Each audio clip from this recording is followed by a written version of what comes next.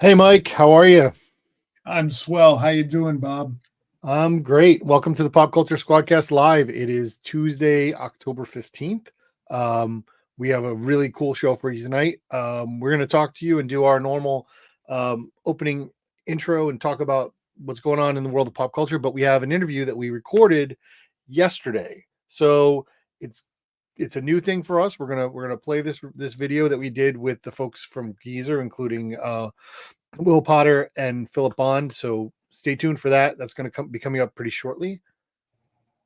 How are you feeling about this Tuesday? We're past the heat of this calendar year, I think. The heat. I At least in the understand. northeastish. I understand that it's going to get a little warmer in the next couple of days. Um, I would have enjoyed more of a fall. Seems to have gone from summer to kind of winter.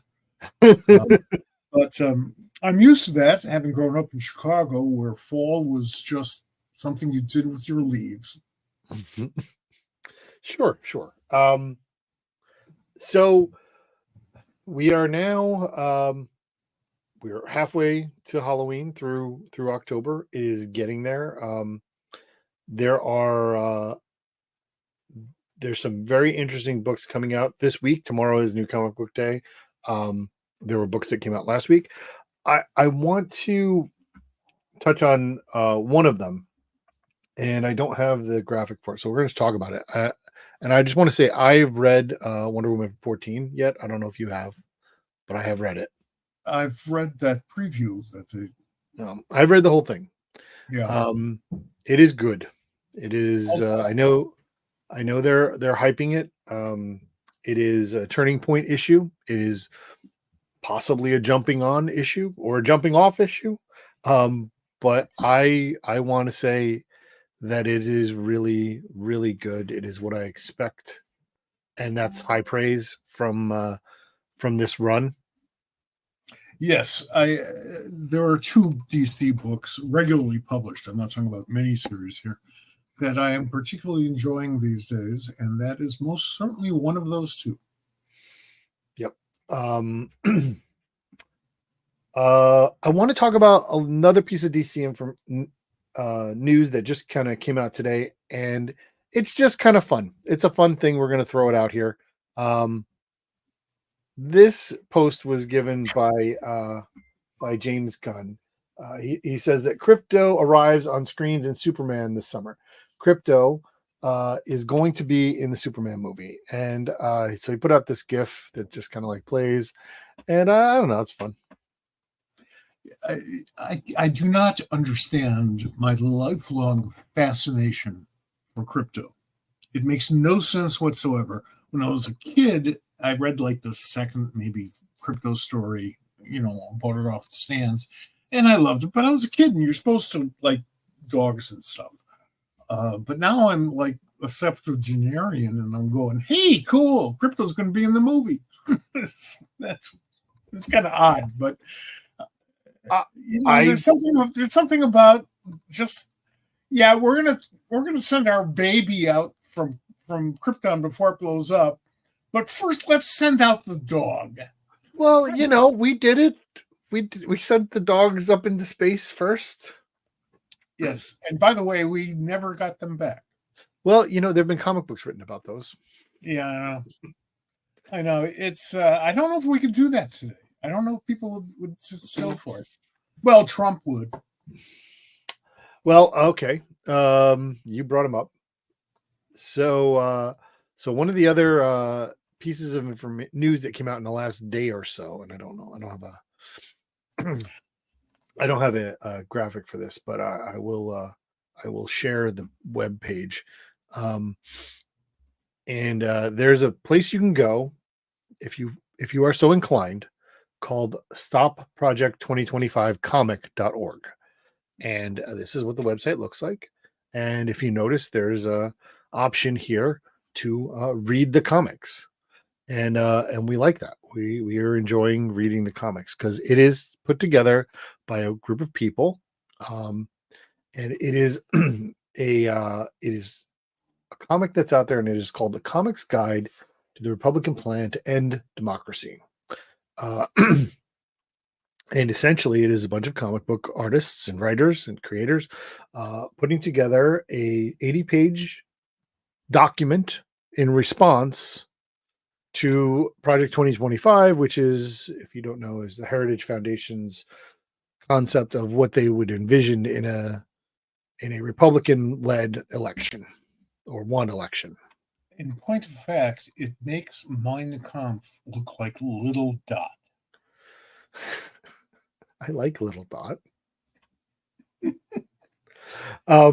Contributors include names such as Andrew Aiden, Xander Cannon, Dennis Cowan, Scott Dumbier, Kieran Dwyer, Greg Pak, Shannon Wheeler, Zoe Tunnell, Lila Sturgis, Steve Lieber, Mike Henderson, Cully Hamner, Gene Ha, Jeff Parker, Greg Rucka, Mark Russell, Chris Ryle. Bunch of great folks lending their talents to this illustrative document. And bless them for it. Well, I say the same. If anybody's interested, they can find that. They can find those that document in the comments, I think. Hang on a second here. We're going to get that for you. Just go to the comments section and you'll be able to get to that. Well, we are getting closer and closer to the election, and I find myself getting less snotty and sarcastic and funny about it and more, holy shit, we got to do this about it. So I may, from time to time, enunciate some stronger politics than I usually do. But feel free. I think this one's the ball game, folks. We lose this one, we lose America. Literally. Well, I am going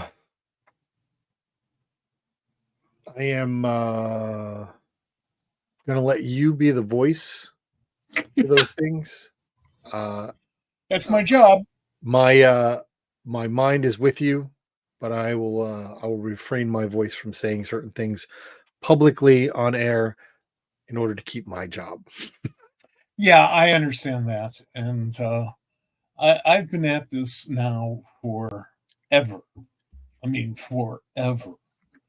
So for me personally, what's on the line is my entire life. Sure.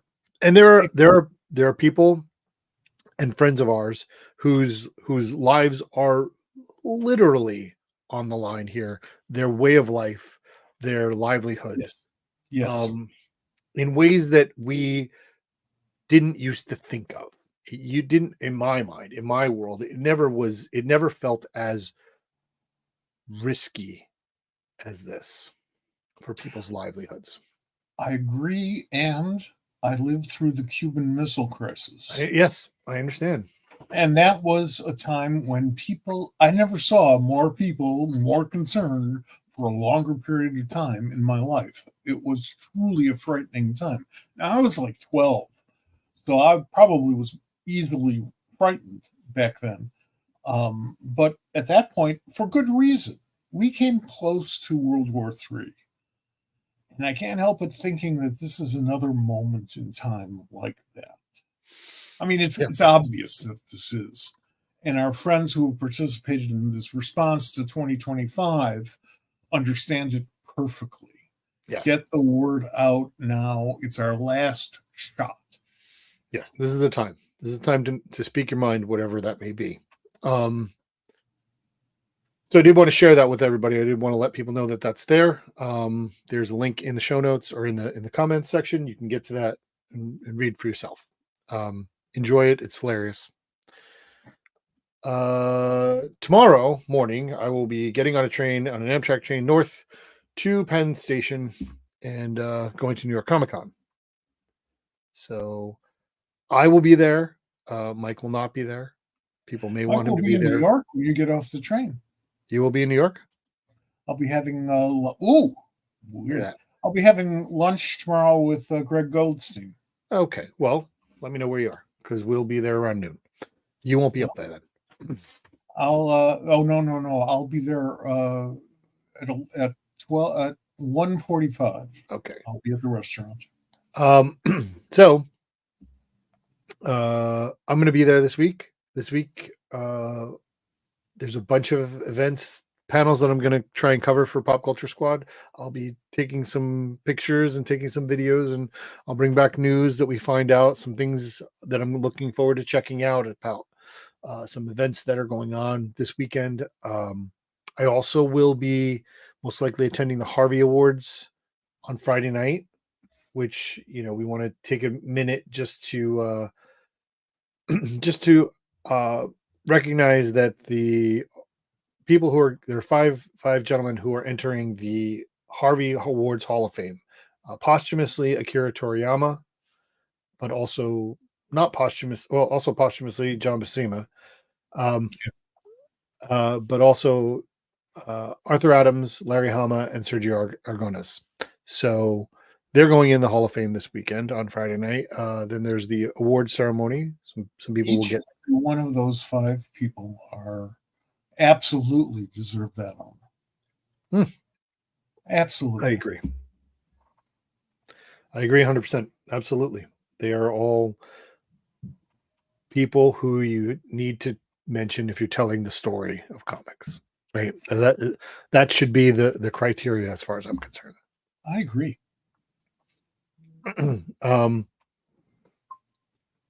What else do we have? I have one other thing I wanted to talk about. I think we're getting there's a lot of buzz right now. It is New York Comic Con week, so there's news every 15 minutes or so. Some book announcement is going to happen. Something's going on. There are announcements about operas being developed from comic books. Did you hear that one? No, I'm not surprised. I don't know what an opera is anymore. Well, I don't either, but there's going to be an opera. It's stuff that Tex Avery made fun of in cartoons, and I like that. So I got an email earlier today, and I'm not laughing. I think it's lovely and wonderful, and I hope it's fantastic. I'm sure it will be. But the Many Deaths of Layla Starr is being adapted into an opera in Minnesota, I think, in Minneapolis Theater, Opera House. They have always had a good theater scene in Minneapolis. I have seen good stuff, experimental stuff, straightforward stuff, which is odd because I don't live there. I don't live anywhere near there, but I've always had great theatrical experiences there. Yep. Well, there's other things that are getting announced. New series being released. I've had some conversations with some folks today about some of those series, and we're going to set up some guests coming up, which I'm very excited about. But in general, we're looking at a time where there are a bunch of comics coming out on a weekly basis.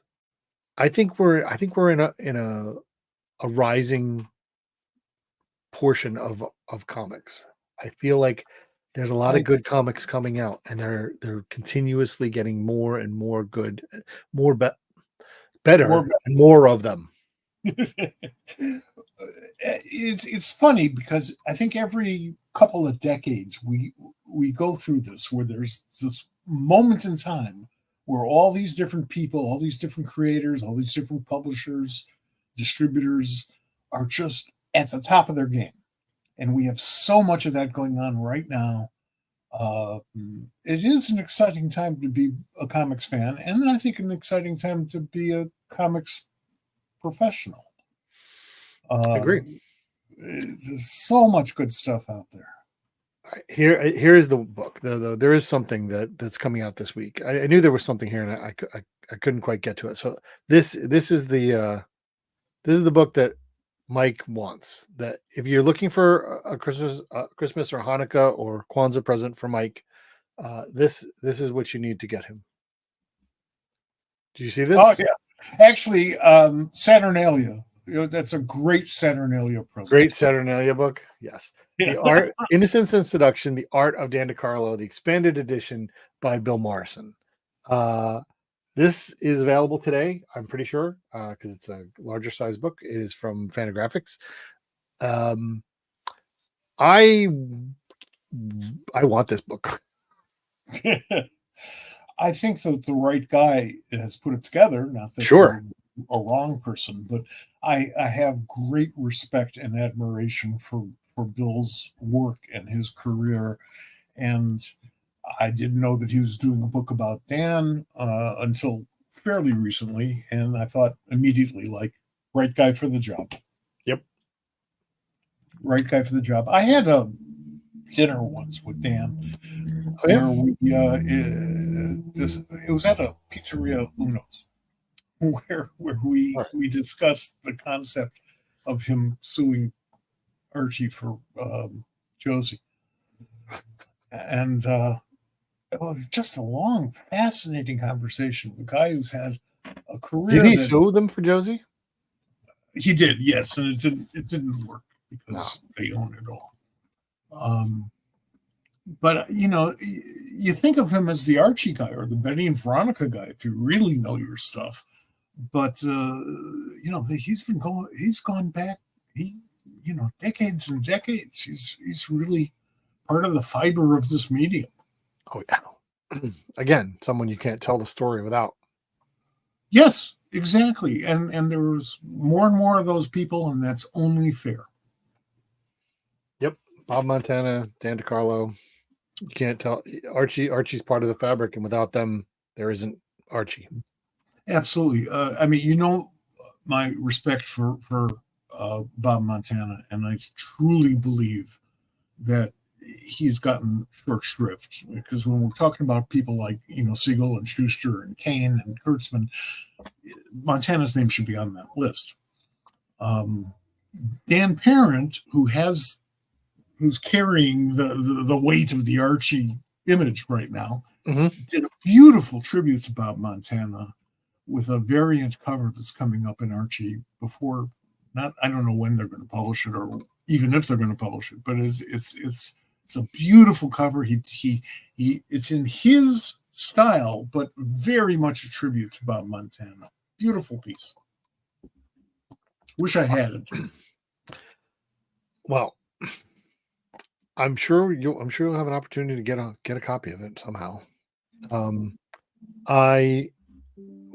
We're gonna start talking about our guests, and let's do that. We had a great conversation yesterday, and just for the folks out there, this we had to do this in this way because one, it's the night before New York Comic Con, so everybody's busy. I will be packing like a pack rat, all through the house, not a creature will stir. Everybody's getting ready, traveling, packing, whatever. So this is our night. We are a Tuesday night, folks. We're here for you every Tuesday night. So we did a show. Mike and I are here. What we did though is we took two guys that are on like opposite sides of the planet and brought them together yesterday at a time that worked for everybody. We have Will Potter, who's in London or somewhere in England. I think it's London, but could be somewhere else. And Philip Bond, who's in Burbank in LA. And got together and we talked about their project that they're working on. They're working on issue 3 of Geezer, which is a project that is from Off Register Press, which is run by Shelley Bond and Philip Bond. And this is the 3rd issue of this book. We're going to talk about it again, but just to give you an idea, it is a 7x7 black and white comic. This is issue 1. Issue 3 is being funded right now, and we're going to talk to them about that. And we did talk to them. Yes, so we're going to let you hear what we talked to them about. And we explained why it's a 7x7 comic book. That's my favorite part of this interview. There's a lot of good parts of this interview. We're really excited about it. And we thank you guys for putting up with this, our listeners. It will just to give you an idea, and I want to add this to the stage now, just so we can talk about it for a second. This is where it is, and you'll find in the comments section of this SquadCast, the link to it where you can go and get it. It is going to run until next Saturday, October 26th. and currently they've made their goal, but they're still working on other stretch goals. This is so much fun to see this type of comic. I mean, Philip Bond's art is just fantastic. And if you've ever purchased or backed an off-register press or Shelley Bond Kickstarter, you know what I'm about to say. But if you haven't, let me tell you, she knows how to pack a swag bag. I mean, you are going to get stickers and buttons and maybe magnets and all kinds of stuff with great art on it and cool stuff you want to put on your phone or your bags or whatever it is. All three of them are available. There's some other really cool add-ons like these shirts. I may have already ordered one of these shirts, so eventually I will be wearing a Geezer shirt on the show. We did a show with a convention with Philip and Shelley in Ithaca, Ithacon, a few months ago, and it was a great show. But it's always a great show. These are two really great people, and Philip is very outgoing, wonderful to talk to at a convention. If you ever see him at a show, check him out. He's a good guy. Yep. So I think we're gonna bring this in. We're gonna let you guys see what happened yesterday. I am going Mike did exactly what he said he was going to do. I have glasses on now and different shirt, and that's about to change, so you're going to look different. But Mike, he hasn't moved in 24 hours. That's pretty much. I am different. I'm not wearing pants. We didn't need to know that. You needed to know that. All right, we're going to be back. We're going to enjoy this conversation. If you have any questions, anybody wants to put any comments in there, we're going to be manning the comments section while this interview plays, and then we're going to be back afterwards and wrap it up and let you know what's coming next week. So stay tuned for that. We have guests wrapped up for the next couple of weeks, and there's things coming up after that. So stay tuned, and I hope you enjoy this conversation that we had.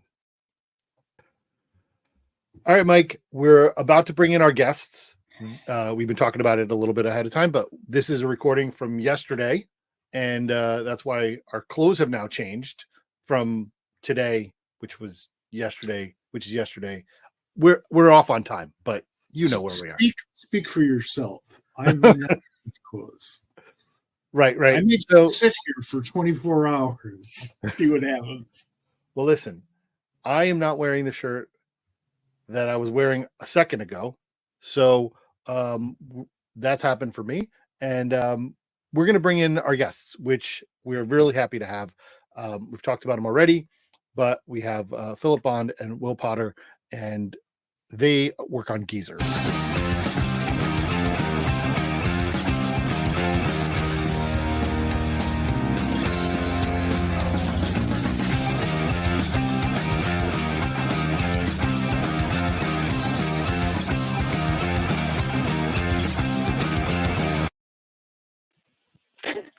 Hey guys.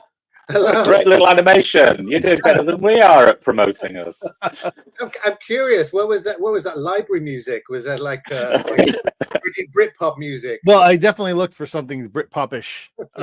It's it's an Adobe it's library. It's a freebie. I know. Yeah. Yeah. You know, if you'd asked me, we'd be listening to The Clash right now. Oh, listen. There's licensing involved, Mike. We cannot get sued. We have no money. We cannot get sued. Right. I agree. Hey guys, it's great having you on the show. We did a SquadCast together when Geezer 2 was funding or in Kickstarter. We're now back for Geezer 3 and live with Mike, which we love. How is the campaign going? We're gonna, if people will look, they'll see in the comments of the live broadcast where they can get to the Kickstarter campaign. But you're halfway through, a little more than halfway through, and just a little bit past halfway. It's doing all right. It took off at the very beginning, and we're on track to do as well as the first two issues, which is always a good sign that we've delivered the goods and people are happy with it. Anything you can do to boost the signal right now is good because it's in that typical Kickstarter lull, quiet weekend. And then there'll be a mad rush at the end, and then loads of people a week later saying, "How did I not hear about this?" You know. Yeah. That's always a problem. For me personally, I'm really good at backing Kickstarter events that have just finished. So the concept of Geezer is it follows this fictional band that exists in the space of, early to mid 90s Brit-Pop scene, right? I don't know if we talked about this last time, but where does the name Geezer come from? Where did you get? Who came up with it, and what? Why that? Well, I came up with it because there was a lot of bands from that era who were like trying to make out they were like Cockney, kind of London, all that. Even if they were like middle class kids from the suburbs and stuff like that. And the geezer is typically like a wide boy, kind of like a little bit naughty, a little bit cheeky. And it just fit really, really well because most of the bands from the area had one name, something. Right. And I was astonished that there wasn't a significant band called Geezer already. And it's really difficult coming up with a band name now because you can search online and discover that everybody's thought of everything. Sure. With a really crappy name. So I came up with two band names for this.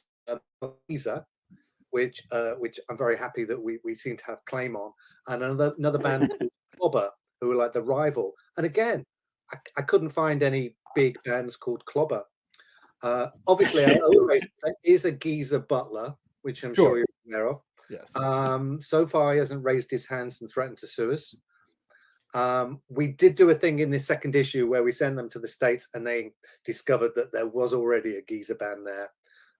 So they had to change their name to London Geezer, which was a major thing with Brit-Pop as well, with Suede and the Charlatans having to change their name to accommodate the fact there was already a band called that. So, so there was they became the Charlatans UK and the London Suede. The Verve as well, didn't they? Became the Verve UK. I know the Verve were called Verve, and then the record label said, yes. "Can't have that," so they called themselves the Verve. Back in the 1960s, this happened in reverse, where there was this American group called the Byrds, and there's this British group called the Byrds. The British group was there first, and they spelled their name like it's in the dictionary. Yeah. Mm-hmm. So the West Coast American group had to change their name, so they just changed it to Byrds with a Y. So turnabout, I think, is fair play, but finding a name for a rock band is almost as hard as finding a name for a superhero. Yeah. Another band, obviously famous, a band that had a name already taken was Nirvana. There was already 60s Nirvana. But I don't know how they resolved that. Or they bought it out or something, didn't they? I don't know. I mean, eventually we're going to buy Geezer Butler's name off him, and because we'll become more successful, and we'll be like the default go-to in all the search engines. Like when you type Geezer, it'll be like, oh, you mean the comic, obviously. Of course, obviously. Well, I mean, David Bowie changed his name to accommodate another David Jones. Yeah, the David Jones and the guy in the Monkees. Yeah. Yep. There is all that when you search a name, like even your own name, and I'm a writer, so I do that thing. Sometimes I'll see who comes up, and usually it's some child murderer or something like that. So it's like, I'm still not as famous as a murderer. What can I do to change that? Well, the answer to that is obvious, but it's very messy. Well, listen, I mean, I love this book. I love this series. We're on issue 3 now. I think there's 6. Is there going to be 6, 5 or 6? 5. We're headed for 5 issues, and see what the demand is like, because I know, like, when we talked about this last, we were like noting sort of like all the little offshoots that we could take, all the little sort of like all the extra characters that sort of pop in the background and they're there for half a page, and we want to do stories about them as well. So Sure. we may sort of extend it to this, as Will calls it, the Geezerverse. Oh, I love the Geezerverse. I was kind of just showing like the size of this book, and that's one of the things I want to talk about again. I know we did last time, but like the concept of this perfect size is whatever the it's not 7 inches, is it 7? It is 7 inches. 7 by 7. It's 7 by 7 inches, like it is like a 45 record. Yes, perfect size of a 45. It is. Yeah, I didn't know. There you go. Yeah. Oh, that's it. Yeah. And I knew it was small size when it was coming, and I read some of the pages online and in a larger in a digital format, and I didn't know how you would be able to translate that format to this size, and the fact that, I mean, and we've talked about this, but like just to show these pages and how detailed and in depth they are, but how much they fit so well within these 7 by 7 inches. Just a fantastic job, and to get all of that depth into this, both storytelling wise and art wise, just phenomenal. Do you enjoy the format that you've chosen for this? It's I do, yeah. Actually, yes, I do. I'm going to say it's easier for me, like, to get my head around a page. It sort of like seems like a complete thing in its own sense. It's like partly because we're sort of like jumping around from period to period and place to place. It's nice to have like just like a page where it's a complete little episode or a 2-page sequence. But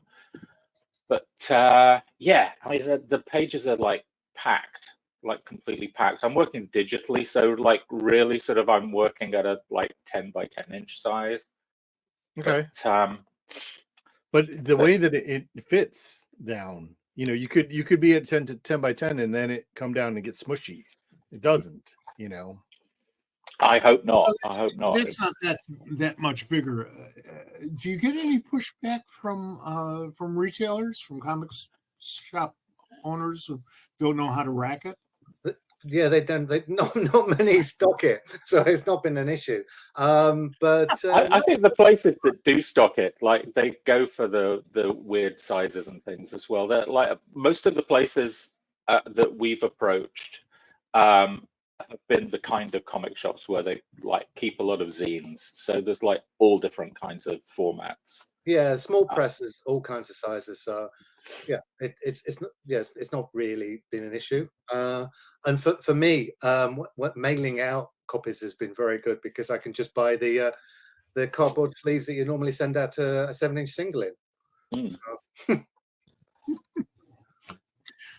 You want to do everything to make the retailer happy because they're the ones who are going to be, selling the book, and they buy it non-returnable.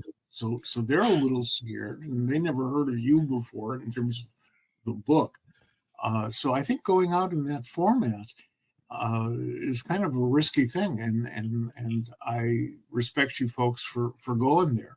The idea you kind of got to. It's a Kickstarter campaign, and we're mailing out most of them ourselves, and we're very happy to have it distributed and put in comic shops. But generally, that's not been how we've sold most of the copies. It's been direct. So again, it's not been an issue, and in fact, it's drawn attention to it. People have been amused by the fact it's a 7-inch single thing. For people who don't understand it, there was a thing called a 7-inch single. So we can raise that. Well, if you went educating back the masses, 50s, it would be a 78. So.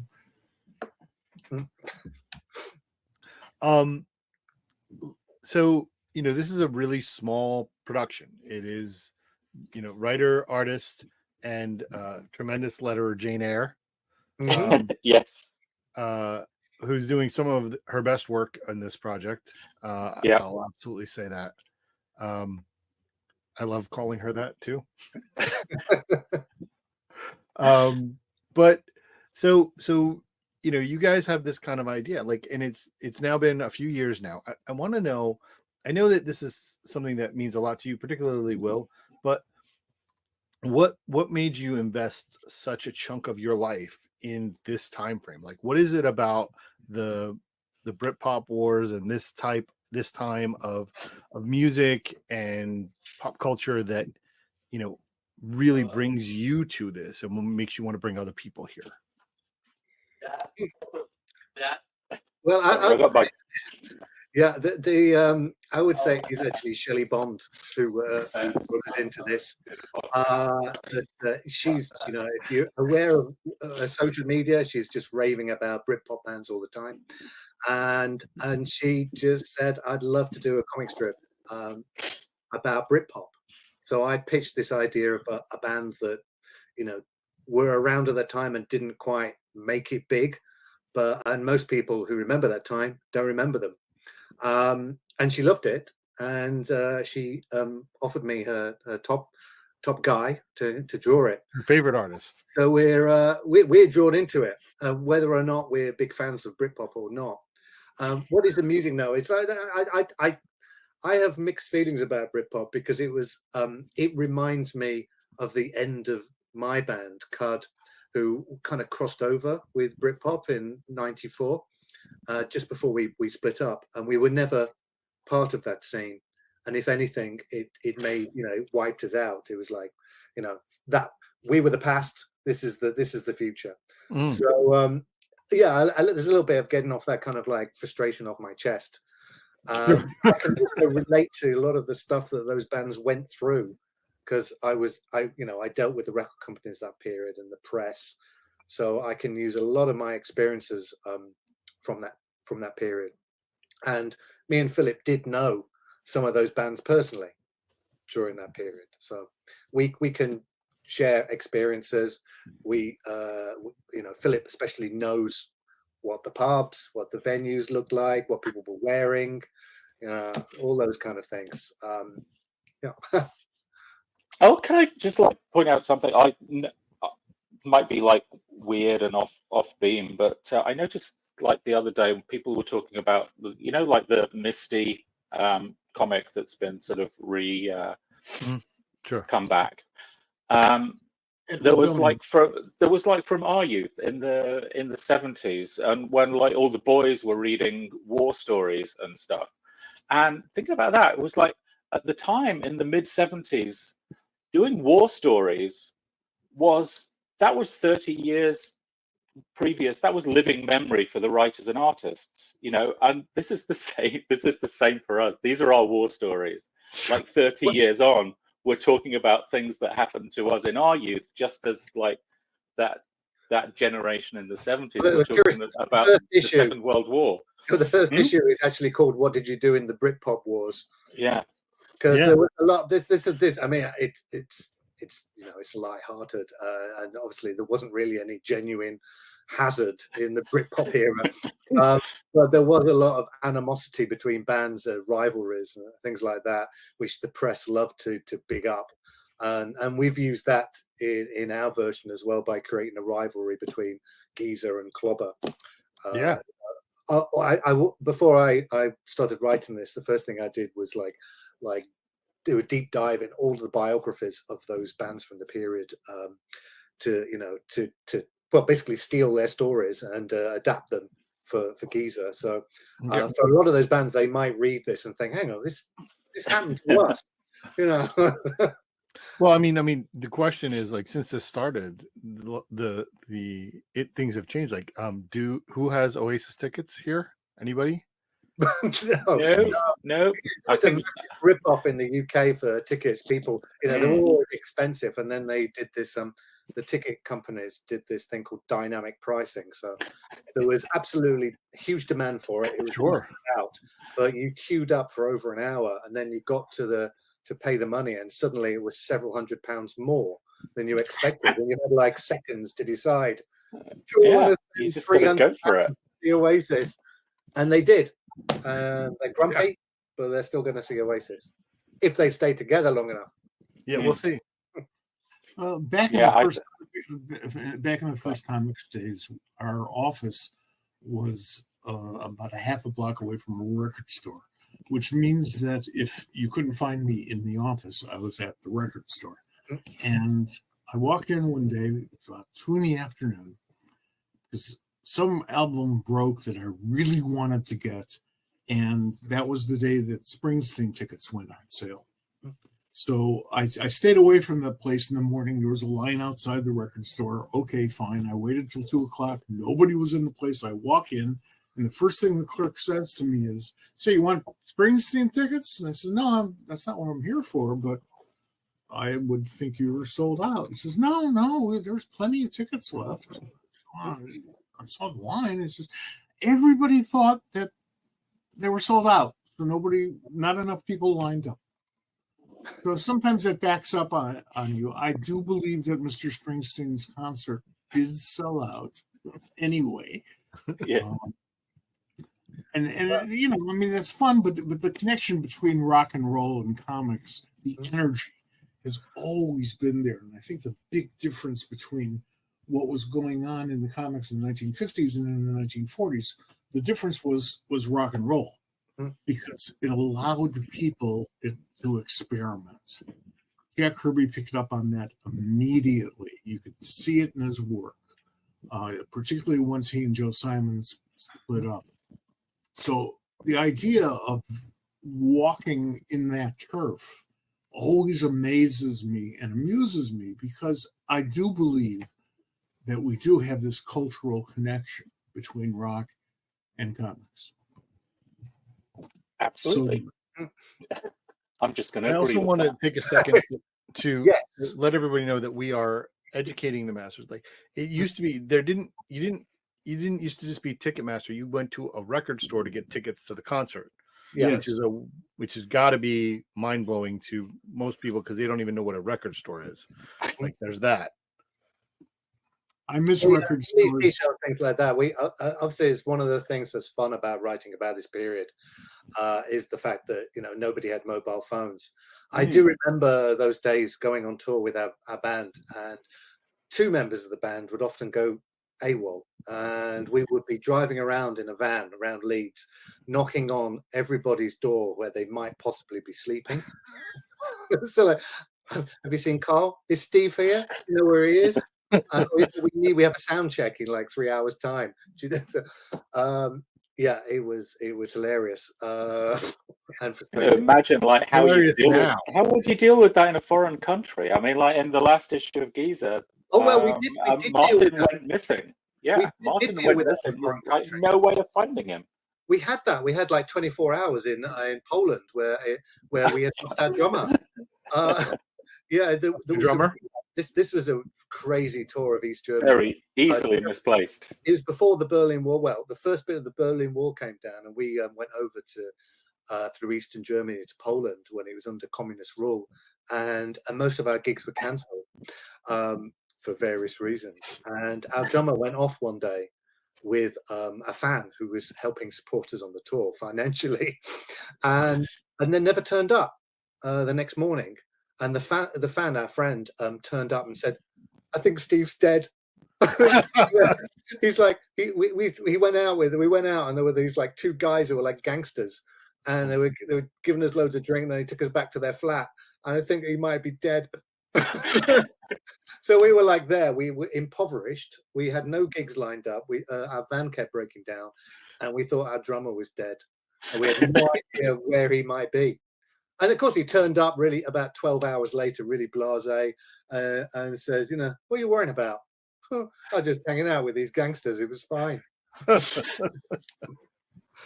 Yeah, I love rock and roll. It's such a wonderful universe. It's actually wackier and less responsible than comics. Yeah, that's saying something. Yeah. I spent years. Well, comics is trying. Comics is trying to be as wacky and as irresponsible. As wacky would be fine. As irresponsible as that, we don't really need. Yeah, well, I mean, we're having fun with Giza, but there's nothing in it that didn't conceivably happen to a band. Either it did happen to my band, happened to a Brit-Pop band, or it's entirely possible. Sure. I want to stay on Geezer. The characters that you've created, I'm assuming that they're all amalgams of different people and things that have happened in your lives. Yes. But one of the things that I want to talk about, and I've mentioned this before, particularly to you, is that this character right here just steals every scene she's in. Okay, this is Jess, the drummer, and I want like 100 issues of just Jess. I'm just saying that.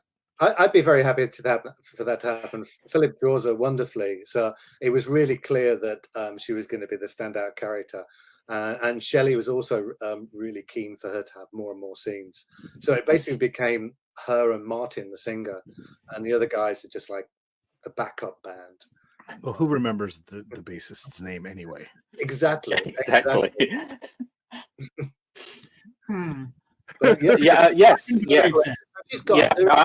On Jess, definitely, she's like sort of steals every scene she's in, and sort of any scene that she's even in the background of, like generally sort of like whatever's going on in the foreground. If she's there in the background, she'll be making some face about it. Whether she has a speaking part or not, she'll have some reaction. So it's the first issue was great for introducing her. Martin, the singer, as like some schoolboy in his first band, saw her and just thought like she was the coolest person on the planet, and was just like gibbering and like wanting to hang out with her. And I think that continued. That she's still by far the coolest member of the band. I do hope we get to complete issue 4, because there's a lot of her history in there, her background that she doesn't talk about. You get to see a bit of her family in that one, and I think it becomes quite touching in what is generally a flippant, slightly funny comic. There is a chance for you to look for it to have a bit of heart, especially in issue 4, and there is also quite a lot in issue 3. The relationship between the singer and the guitarist is the focus of this issue. Yeah, it's like really nice to like see all the sort of once you sort of like drop these characters into a scene, they can be very sort of like just sort of like very cardboard, very wooden, just sort of like a stereotype. But when you sort of like live with them for a few issues, and you get to sort of see where they've come from, and even sort of meet their families and stuff, you can see why they're the way they are. We see, like this issue, we get to see Martin sort of without the rest of the band when he sort of retires back to his family home for a few weeks, I guess. This is his rehab. Is his rehab, yeah. So we get to see where he comes from, and sort of what part of what's made him, I guess, sort of like this sucker for fame, I guess, and sort of like what made him invent this character of Martin Bland. Yeah, and absolutely is an invention of himself. Really, he gave himself a name, Bland, to like erase all his history. And rumors come out. People, even journalists, hear about his background and question on it, and he just denies it. As far as it's concerned, he just appeared fully formed as the singer in Giza. Yeah, this working class Cockney kid, where he was actually sort of this middle class. Well, again, this is a kind of trope with bands that you'll get a band. I'll think about like the Stone Roses, for example. Their first album was like massive, but then you dig into their history, and they were all like wearing paisley shirts and slightly gothy. But they tried to ignore that, but then they became so famous that the record companies re-released all their really bad stuff. So one of the things I want to talk about the book and just the way that you guys have decided to do this, particularly, like, I can't imagine this book being anything other than black and white, but that was a choice you had to make at some point. Why? Well, I just I like black and white. I always think in black and white. I've never been sort of like never been comfortable, like, at least working in color. I've never been sort of particularly comfortable. So I always see my work in black and white, and I always think that's the way. Yeah, that's the way that's the way it appears in my head. So that's the way it appears on the page. I actually, differently, I imagined it was going to be in color. Ah. And then now I can't imagine it being in color at all, because Philip's done such a great job. It just seems to suit black and white. For a period, I actually suggested that we deal with the flipping back and forward in time, which happens quite a lot, by having some kind of cut one color tone added, which was something that they use a lot in UK comics, especially Marvel reprints, where they'd have all Spider-Man would have red, would be the other color, and Hulk would be green. And I thought we could add a little, like a tint to say, okay, we're back in '92 now, because it's blue. No. But and now it just seems I can't imagine that at all. It looks beautifully black and white. Yeah, Philip's you can appreciate Philip's line work so much more. It's a good storytelling device. You see it in movies as well. But for me, being a British themed book in black and white, particularly with the aspect ratio of the 7-inch comic, makes it look more British to me. Yeah, it's also in mono. I don't know if you realize that. It's what now? It's also in mono. Yes. Yeah. You see, I'm half deaf, so everything is mono to me. Yeah, I mean, it's just gorgeous. I said something the other day. I think, and I think this is Philip's best work, but I don't want to say that because I'm sure there's more. You just keep getting better, but like, this is such amazing stuff. I will say it's Philip's best work. He won't. I understand. I think I said it was going to be his masterpiece, but I don't. I'm hope for more. So I don't want to limit him and say this is the you end. want to close that door. Yeah. No, if this thing Philip ever does, and then he retires. I'd be happy with that. Yeah. Thank you. I mean, this is it's my best work because it's what I want to be doing. It's like nobody's making me draw anything I don't want to draw. The beautiful thing about comics today is that there are those opportunities. Yeah. A generation ago, they were few and far between. The generation before that didn't exist. You had to do pretty much the corporate line. You know, I mean, you don't know. Nobody has to do that.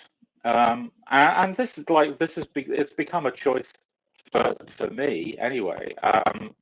Like I've always had a sort of like very on-off relationship with like proper comics.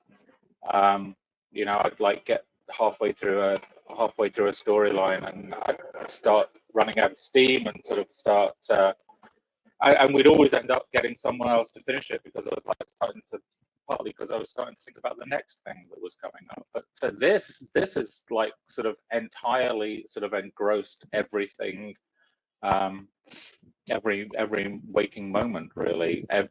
Everything I see or hear is in some way related to this book, and that's because the book is so much part of what I've become over the past 30 years.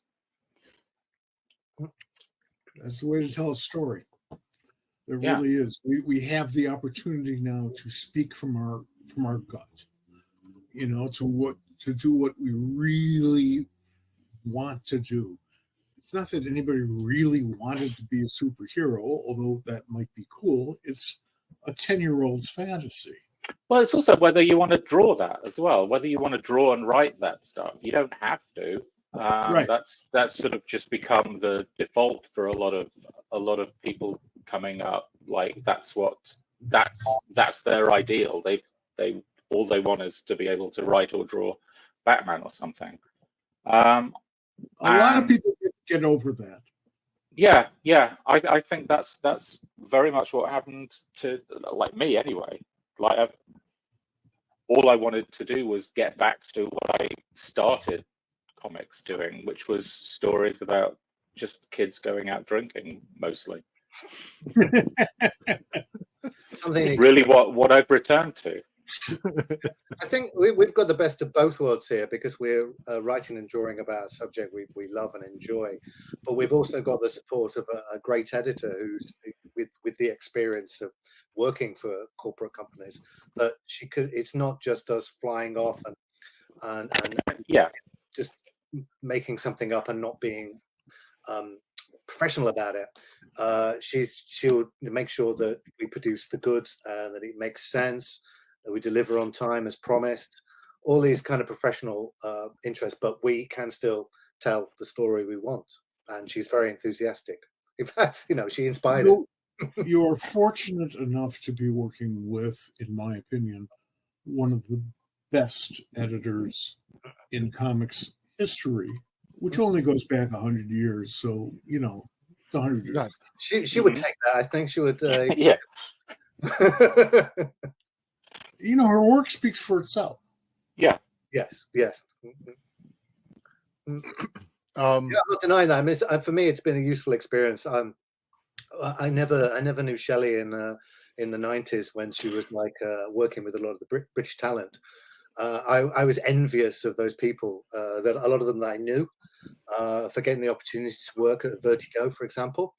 And I knew she was the person you needed to know, and I knew that her books were fantastic. But and then decades pass, and then suddenly I'm working with her, and it's a joy and an honor, really. I've learned a lot by receiving her comments. You're very fortunate, in my opinion. Now I realize we're sort of relationships there that help work that out. What is that? Red pen. Red pen. It's what Shelley's method or weapon of choice. Oh. Yeah, but this book wouldn't have happened without Shelley's certainly giving me the kick up the arse. As much as it is Will's story, and sort of Will and my story, really. I think Shelley sort of inspired it. Shelley sort of it was Shelley that really said to Will, sort of, write this story. Please write this story. And when I saw it, I was like, don't let anyone else draw this. I want to draw this. Yeah. By the way, I'm really happy that after about 2 decades living in LA, that Philip still says arse. Who designed the logo, if I may ask? Did you, Philip? Yeah, that was. But yeah, everything you see in the book is it's just the two of us. It really. Yeah, I mean, Philip did a lot of design for Black Cloud, and that was all wonderful imprint, and the style of it. And yeah, the problem with working with Philip on this, it's not really a problem, is that when there's a suggestion that we should do some badges, or we should do some other merchandise, T-shirts, Philip just gets straight on board that and really enjoys it, makes the most of this designing this whole kind of setup. I love doing all the different logos for all imaginary bands and imaginary venues and stuff. I'm if there's a single panel in a script that says you see a flyer for for a bar in London where somebody's playing a back room or something. I'm like, yay! I get to design a flyer now. Yeah. Like, Well, I've seen you, Philip. I've seen you work a crowd at the convention that we did last year, this past year in Ithaca, and you really do work that crowd. You're just wonderful at going out there and enticing people into looking at what you've got that they don't know anything about. And I think that's the type of enthusiasm that you bring to those little things in the background, logos and it's designs, almost like Willie Elder, who excelled at that way beyond belief. I mean, just marvelous stuff. Well, thank you. So we're trying to make it a realistic world that we put lots of thought into it. We dig deeply for archive materials and the backup features. We want them to look like genuine features from the New Musical Express in '94 or American magazines, or whatever. The posters, the band logos, the haircuts, the vehicles, everything has to look right. Like just jump into that world again. It's a wonderful opportunity to go back into that period. A lot of research involved. Yeah. There's a lot of not just finding sort of pictures of venues and equipment and stuff, like figuring out sort of which microphones would have been used in the studio at the time, and finding reference for that is one thing. Last night I was like trying to figure out. I was like doing a deep dive on Google, like trying to figure out when ring pulls were introduced, were like when they were sort of like, you just pop it open and it would still stay attached, as opposed to sort of ripping it off completely. Like try to figure out when that change came about, and when it came about in the US as well as when it came about in the UK. And what's the answer? I'm pretty certain that the stay-on ring pulls were introduced by 1990. Okay. Oh yeah, definitely. Well, I don't remember this actually in the script. I don't. It's it's not in the script, but I've got them holding a can. So Philip has to go and research the history of the ring pull. Yes. But, back in the day, if you were taking a walk alongside a road, certainly here in the States. Oh, you'd find them all crushed into the sidewalk, wouldn't you? Those things and cigarette butts. That's all you'd see in the gutter were ring pull taps from the. Well, I mean, it made it to Margaritaville. Yeah. Like, I mean, that's the line in Margaritaville. He steps on a pop top. Right. That's true. I like that term, pop top. Yeah. So obviously in the UK, you go around London and it's loads of poppers in the gutter. If you know what they are. So one of the things I kind of want to talk about, we were just you were getting into it. You guys are telling this story. The Kickstarter is still going on. Like I said, it's probably got about 9 or 10 days to go based on the time people are watching this. You've shattered through your initial, what you needed, and you're about to break the last stretch goal. And I'm sure there'll be more after that. There's some great options in terms of add-ons, t-shirts and stuff like that. I know that I'm looking forward to that. But what is it about this medium that draws you in? I mean, we talk about this all the time. We have people out here who are creative. You can draw or paint or do whatever you want in any particular storytelling venue, or you can write in different other ways. What is it about comics that draws you in? Well, for me, it was the first love. I read books, but the thing that really got me into reading was comics, and at the same time, I got into drawing as well. So it was my obsession for pretty much all of my school years and later. So for me, it's my favorite medium. It has no budget. You can have as much as you want in a panel. You don't have to pay the actors. You don't have to pay for the music rights. So yeah, it's completely open and freeing. Yeah, I think that's something that's been touched on a couple of times. It's just sort of like being able to do everything yourself. Like we're sort of like really doing the whole thing as just like we're like a group of 3 people and doing everything ourselves from sort of the very conception to actually sort of mailing them out at the end. That's the beauty of it. That's the beauty of it.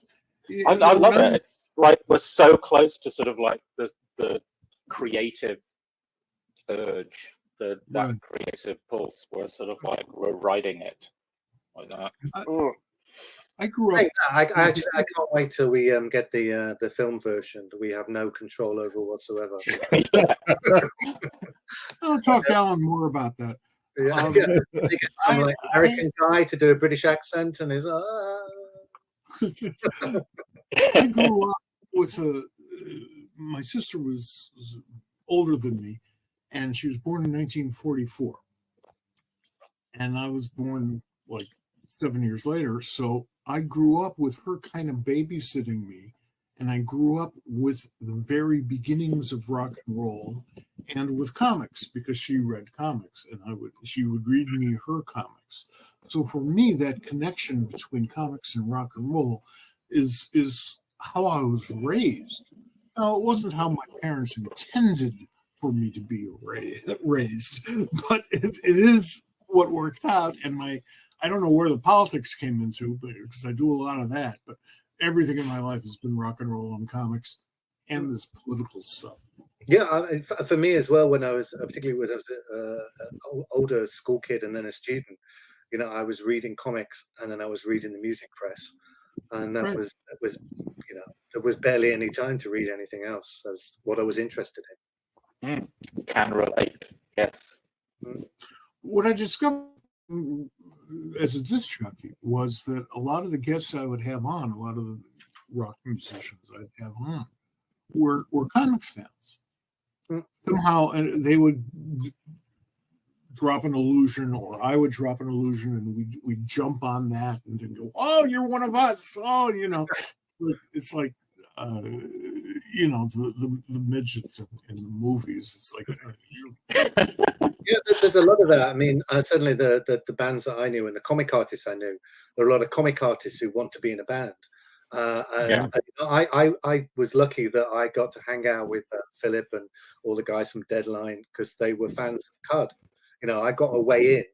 I wasn't a comic name or anything like that, and I got a break into comics through the band. But I was in a band wanting to be a comic artist, so it's like we were kind of jealous of each other's roles, and then we ended up sharing a lot of those experiences. Things. Great.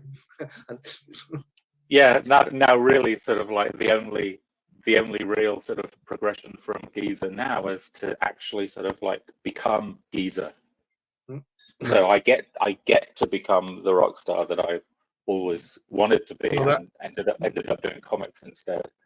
I keep saying we're sort of plowing this trench that's sort of like somewhere between comics and music, and we'd love to sort of like appeal to both those huge crowds, but right now we're sort of just appealing to just the people who like both. So well, when you're done with the 5 issues, I'm assuming you're going to put it all together in a big fat book, because that's what you do, and that creates an opportunity to even bring those two fields closer together, because if you're into rock and roll, you're probably not into having a very long attention span, long enough to carry Geezer 1, 2, 3, 4, 5 all the way through. But if you sit down with one of those books, particularly if you happen to be near a record store, very few people are, they can turn you on to it. They can say, "Oh, maybe you'll like this. Check this out." I would love it if a comic was sold in record stores. It's a bit the record stores, the larger ones in the UK, like HMV. They're full of DVDs and actually a lot of graphic novels as well.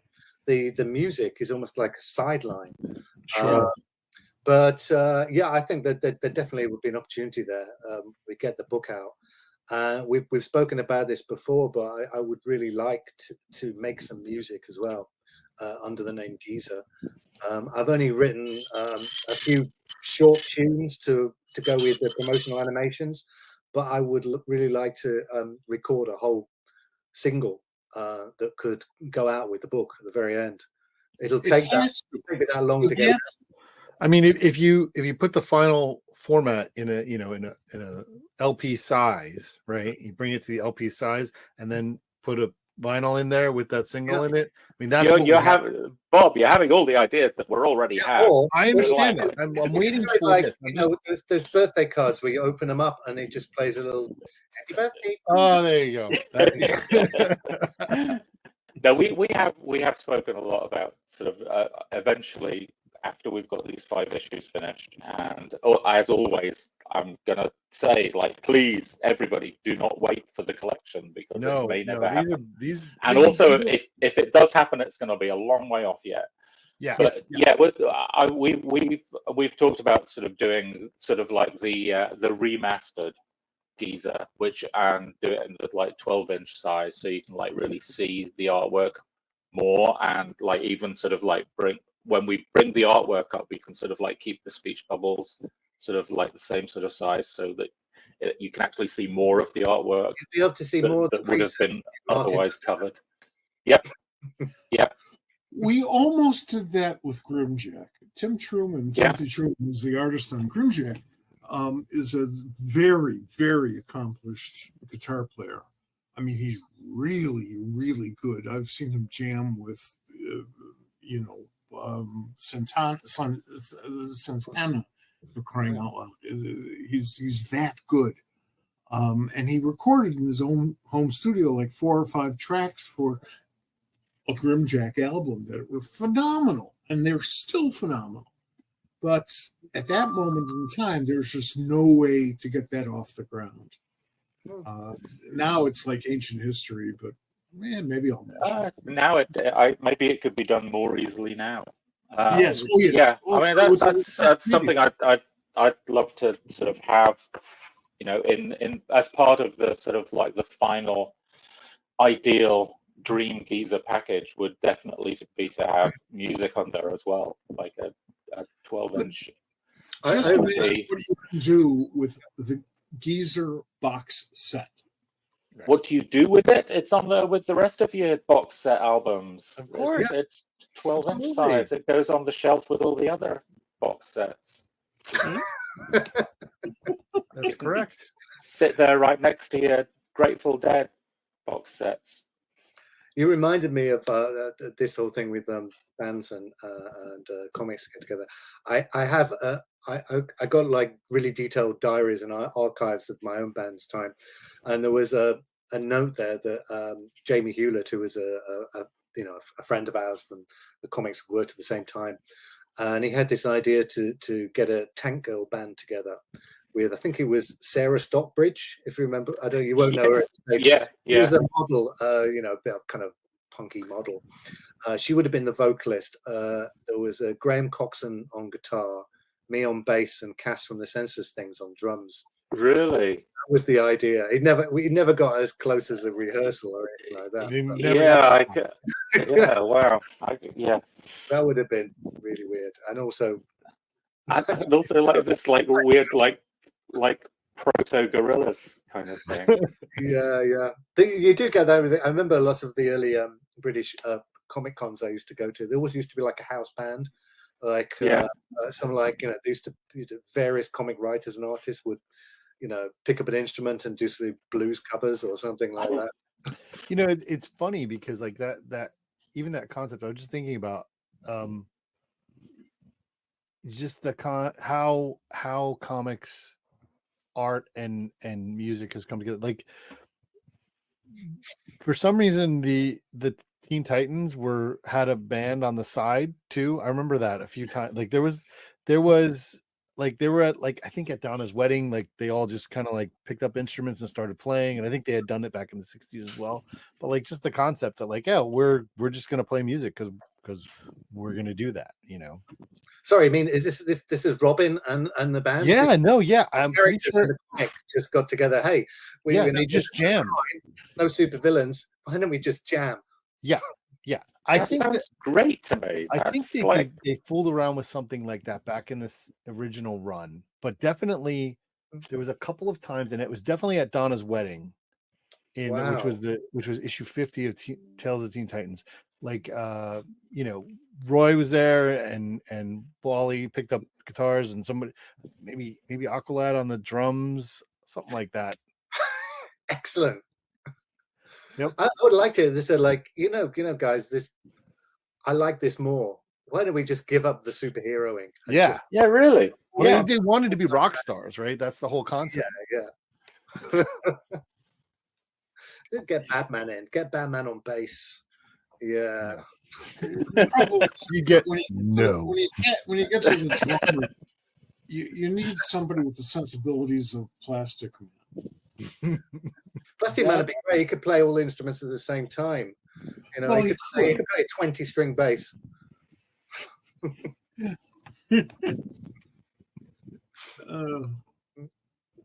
Well, I'm astonished we get away with it in Giza. It's like it's really hard depicting music, and so you get some really bad comics about music where this guy's just going like off of their heads and they're surrounded by musical notes and like they trip in and all that. He's like, well, this one, all you need to do is like go and something and go like, it's weak and lazy.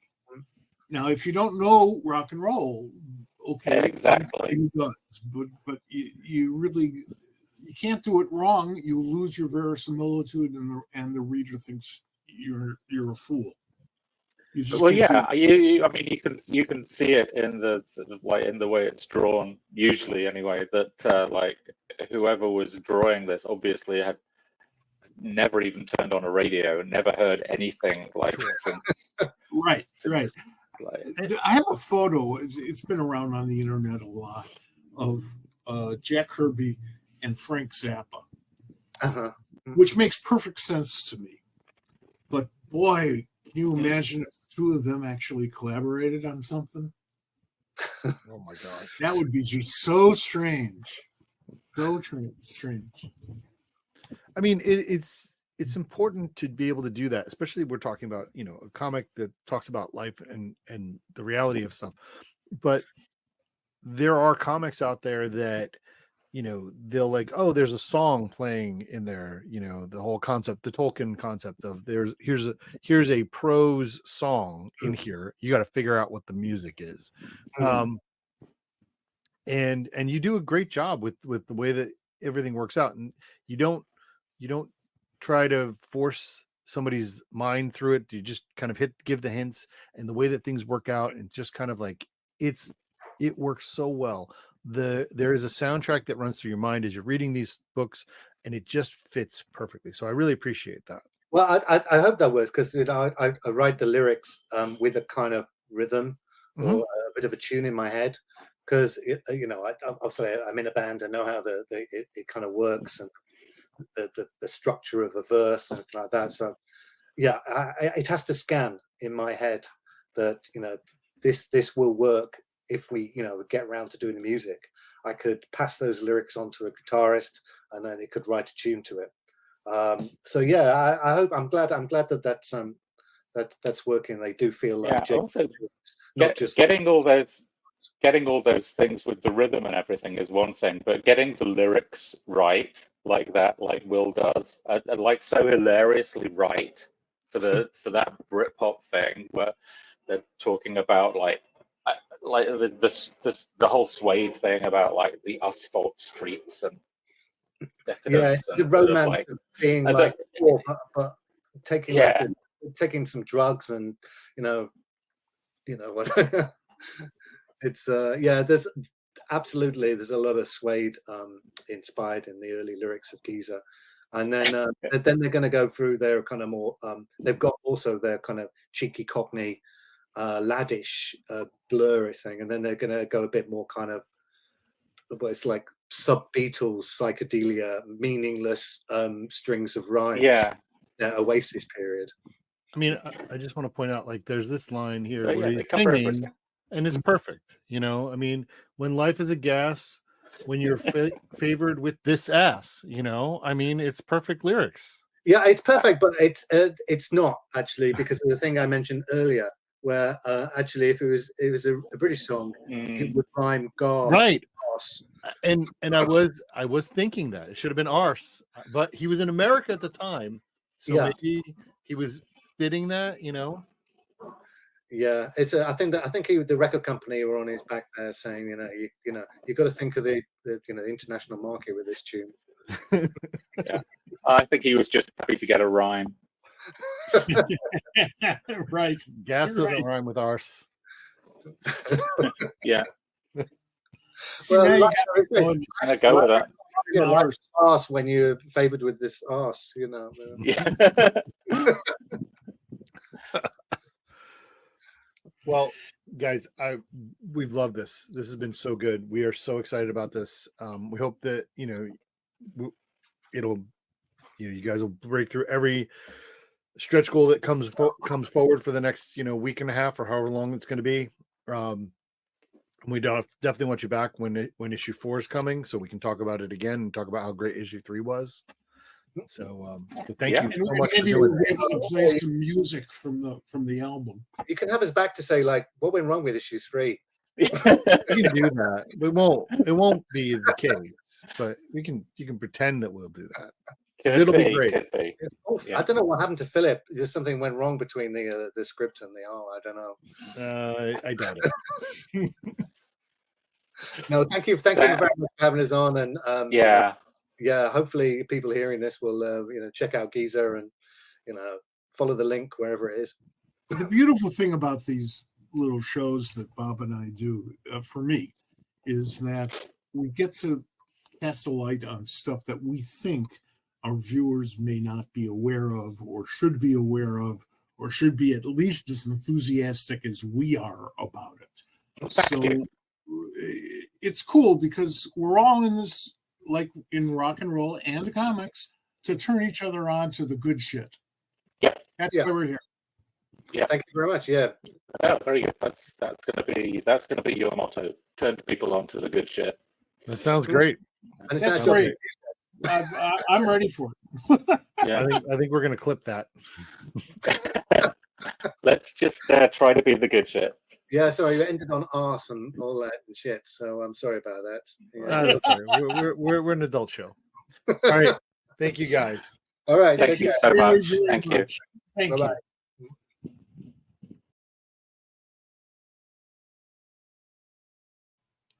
The good shit. Yeah.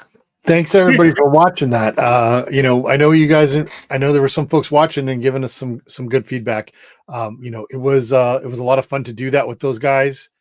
Again, we're super happy to have them here.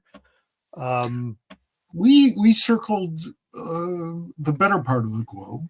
That's not bad. Yeah. I want to remind folks, where to find it.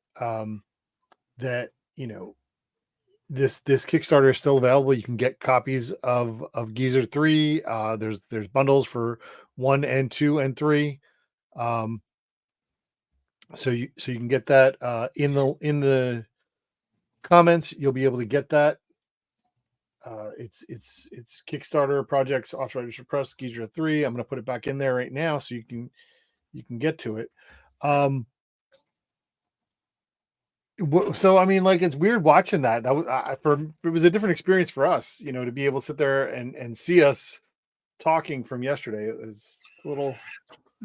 Broadcasting has evolved a bit since I first got into it in 1969. When I was doing an internet radio show, music show, which I did for like 7 or 8 years, which I loved doing. It was like 30 years after my last broadcast. And I still love to do it. It was like I could tape the whole thing here or record. We don't tape. And then I would listen to it Well, I never had that opportunity before during my broadcasting career because I was on live. You know, I mean, I got past a long time ago. I got past the part about like listening to your voice and understanding it's not really how your voice sounds and all that. Okay, I got all that. But now I found myself with this interview, I found myself laughing when I'm hearing it, and I look up on the screen and I see I'm laughing there too. That's very surreal. It was weird for me. I gotta say, like I thought my voice would sound a lot different, but I think it's just because I'm going deaf so much, so that it just doesn't sound that different to me. Yeah, you know, we're used to hearing ourselves through our skulls, and Exactly. sounds reverberate through the bone and all this other crap. You really have to learn how to hear yourself on a recording, and it's not easy. Yeah, absolutely. It is something that I've over the last couple of years, you know, gotten used to because I've done a lot of editing of myself, and Right. but I just need to prove myself right and prove to you that so I did find this. See, this is at Donna Troy's wedding. This is Dick Grayson, Joe Wilson, and Mal Duncan jamming out. And Joey is a little surprised by Dick being able to play the guitar. Yeah, I am too. I am too. I'm waiting for the crossover with Josie. Well, I'm sure it'll happen. Listen, that would be fun. All right, so folks, thanks again for being here tonight. We're gonna Can I add something? Yes. What else you got? It's sort of a news item we talked about before the show. Mm-hmm. And I'm going to sound like I'm gloating. I am not, but I think it deserves note that the first Batman movie to fail is out in the theaters right now. The second barely. Yes, I think that it was pulled in some theaters in the middle of screening. It's done very, very badly, and today they announced the home video releases, and it'll be out this month. This is October. It'll be out like the last week in October, and it was released in October. And I can't remember a movie going that fast. I wasn't going to see it anyway, so I'm not disappointed. One Joker is enough for me, and we've already had 100 guys playing him, and Mark Hamill is the only one I care about anymore. But it's sad, but luckily we've had some good superhero movie successes and television successes. The Penguin seems to be doing very well, so I don't think it will affect the industry any.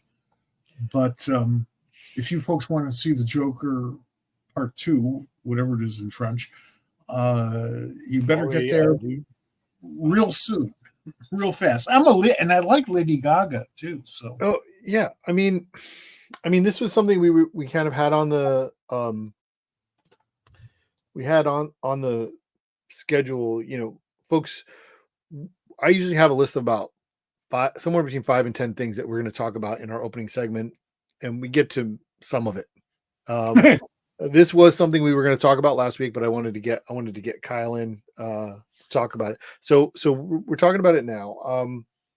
There's a great post on, and I'll say great. It's on Pop Culture Squad from last week from Mike's column, not reviewing it. I'm basically talking about how he didn't see it and he doesn't want to review it for not seeing it. I will say this about Joker Folie à Deux. I didn't see it, but I haven't seen Joker 1, the first Joker movie. And this is why this is what bothers me about it. Like I love comic books, and I love comic books being adapted into other mediums. It's interesting. There is a Harvey Award that is specifically given to the adaptation of comic books into other medium. That's going to be given out on Friday.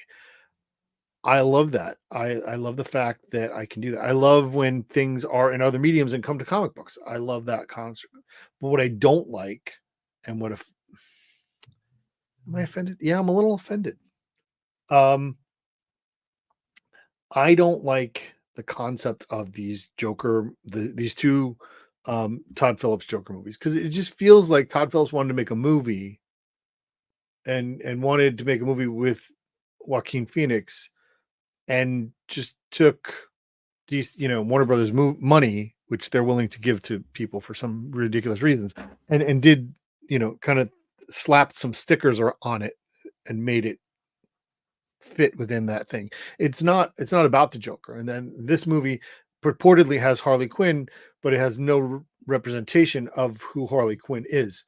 It just took everything that makes Harley Quinn and stripped that off, and then called her Lee. Yeah, I don't understand the point. If you're going to advertise something as a Joker movie or a Batman movie or whatever it is, that should be the focus of the movie. Do we need an alternate Joker? Never. Never. We never needed an alternate Joker. And that's true for the comics too, because there's like 3 of them in the comics. But the Joker's the Joker. Great villain, wonderful villain, horribly overexposed now, still a good villain. And we don't need another one. Do that guy. He's lasted since 1940. Yeah, I mean, so there's that. But then we have things that are going really well. I've watched Penguin. I've watched Agatha All Along. I think Agatha All Along is just phenomenal. I agree, although you and I might be in a minority amongst comics fans. I think it's terrific. I think it's satire. It is brilliant. There is a whole generation of female viewers, and I apologize for being gender labeling about this, but there are people I know, people who are friends of mine that I know, they're watching this and they're like, yes, I'm watching it. Listen, there's Patty Lupone is that's right. I mean, that alone justifies. I mean, and in the press outside of Agatha All Along, because the videos of Patty Lupone and Aubrey Plaza together, they are my heart. Yeah. Yeah, I watch that show with my daughter Adrian, on purpose. I mean, we usually see the Marvel stuff together, but this time it's a little different because I know it's not really that close to the comic books necessarily, although it does fit into the cinematic universe, and she is loving it more than me, and which is fair because she's got more to identify with, than I do, certainly, and it's entertaining for me to watch her be entertained by it. Yeah, had the same experience with the first Wonder Woman movie. Don't want to tell you about the second Wonder Woman movie because we got enough problems, but that's part of the movie experience, and television as well, sometimes, to share it with somebody. That makes it a 1 + 1 = 3 situation. Oh, absolutely. Yeah, I mean, I'm not surprised that this movie did what it did. I feel like the first movie was artificially buoyed. I mean, I'm not saying that Joaquin Phoenix did not do a fantastic job and deserve his recognition for the acting job that he did, but I feel like the fan love for it was artificially buoyed by people who don't understand the character and just wanted to see themselves in a hero role. And what people don't understand is that the Joker is not an anti-hero. He's not a dark hero. He's not a hero in any means, way, or form. He is a vile, despicable expression of humanity that should never, ever, ever be lifted. He is a mass serial killer. Yes. Kills There's no lots of redemption. people over and over again. There's no way to redeem that. There's no way to go and say, agree. well, he was working for the person or whatever. It is just vile. Yeah. No, I absolutely agree. It's hard because it backs up over Batman, which is, probably the most important property in movies these days. And maybe it undermines the Batman franchise. I don't know. There won't be another Batman movie for another maybe year and a half or 2 years, something like that. It'll be a while. I think it's going to be the Batman and Robin. Yeah. So it hasn't been cast yet. I mean, I don't know where we are with the next Matt Reeves Batman movie. I don't know if what the situation is with that, but just want to talk about that for a second. Like, there's and I want to kind of bring it into, you and I have talked offline about it. There is something about playing within the parameters of Batman, of a comic book franchise character. Batman, we've established, whether it's true or not, whether it's always been true, Batman doesn't kill, Batman doesn't use guns, right? Those are the parameters you have to go by. So there's a new Batman coming that just came out last week. The Absolute Batman comes with a bottle of vodka, and you need it.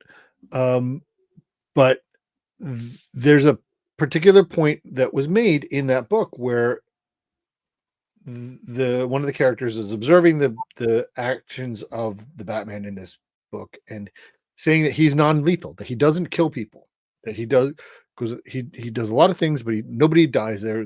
People are injured and hurt and whatever, but they don't die, right? Because that's the rule. That's the line you can't cross for him to be Batman. However, you can't just say that and then say, but he does all of these massively damaging, violent things, and just they didn't die magically. Right. I yes. There's no belief that is actually for this character to do the things that they did. I don't believe that there are no deaths there. You're right. It promotes hypocrisy, and after a while, the reader understands that. The reader understands that something is not quite right here. That, okay, he doesn't kill, but look at all this other stuff. These are violent movies by the standards of 2024. They probably wouldn't have been perceived as violent movies back in the 50s or 60s. Batman doesn't use guns, but Batman is very violent. It's interesting. It's an interesting dichotomy. Sure. It's great. We'll always have lots to talk about. We will be talking about it next week. We are going to have Sarah Meyer on the show, who is a cartoonist, a award-nominated cartoonist for her Monstrous book that came out this past year. She's also doing a lot of work with IDW on the Turtles. She's a Baltimore cartoonist that we're going to have a lot of fun talking to. And the following week, we're very excited that on the show will be Leah Williams, who is I'm really looking forward to this conversation, mostly because I'm looking forward to you having a conversation with Leah Williams. And why is that? She is a fantastic writer. We both know that. We're both fans of her writing. She has very strong opinions about what she believes is right in the world, and I think it'll be an interesting conversation. That's great. That's great. People should have strong opinions. People don't necessarily have to hurt people over their strong opinions. Well, we have opinions and we share them here. We like to hear other people's opinions. Absolutely. Freedom of speech, freedom of expression is the most precious thing that we have as humans, and the thing that is most at risk right now in America. Agreed. I think it's very important. Thank you, folks, for being here tonight. We absolutely have loved being here with you, and we hope you really enjoyed that interesting concept. We have now done it, so if we can do it again, we may find some other Brits to get on to put live in our window. Mike has threatened us with finding some Australians, which that's going to be like the middle of the night either way, one or the other. So we'll see what we can do. Yeah, although in working with Australians, it sounds like, some sort of protected group, but working with Australians, I've noticed they don't sleep, so it's okay. they never. You call them, they're there, they're up, they're fine. I can't figure that out, but Lee Mars actually lived in Australia for a year or two for a project. And, really? Yeah, and when she came back to California, I asked her, like, how long does it take to become a Californian again? And she just said, well, either instantly or forever. I'm paraphrasing, but yeah, sure. I totally get that. Folks, thank you for being here. We appreciate it every week. Please write in. Check out the website, popculturesquad.com. Bob writes us a lot for it. I do a column almost every week. We have other folks, Ed and Mark, who are just brilliant. Mark's quite a Turtles fan, so we should get him involved in this thing next week. Absolutely. We stay tuned to our socials, particularly Instagram and TikTok and Twitter. I will try to let you know what's going on at New York Comic Con, keep you in the loop. We're going to try and get some quick interviews and talk to some folks on the floor. So making some videos up there. So stay tuned. We'll probably have some cosplay pictures. Again, it's Pop Culture Squad, one word, pretty much everywhere. And follow us on our socials. All right. Thanks, folks. All right. We will see you later. Take it easy.